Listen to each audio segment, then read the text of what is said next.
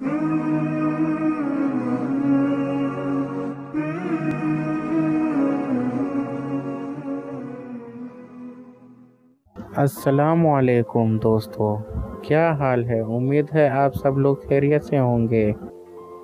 Urdu amazing videos के channel पर मैं आज आप लोगों के साथ इंतहाई दिलचस्प वीडियो शेयर करने वाला हूँ।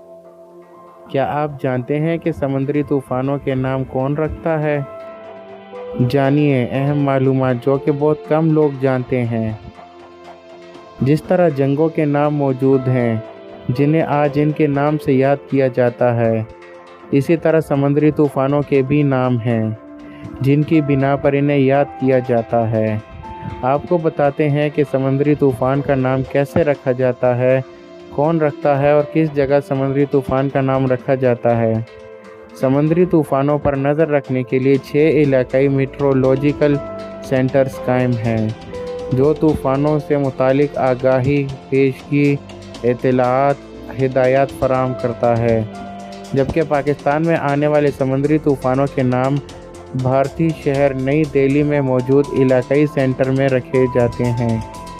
ये इलाकाई सेंटर इन 13 ममालिक के मेंबरान पर मुश्तमिल है। इन 13 ममालिक में Pakistan, Bharat, Bangladesh, Qatar, Sri Lanka, Iran, Maldives, Myanmar, Oman, Saudi Arab, Thailand, मुत्तहिदा अरब इमारात और यमन शामिल हैं।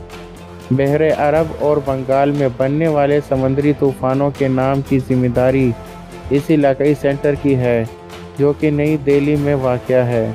समुद्री तूफ़ानों के नाम रखने के कुछ असूल हैं, जैसे कि ये नाम सियासी और सकाफ़ती लिहाज से काबिल कबूल हों, आसान हो और 8 अल्फाज पर मुश्तमिल हो।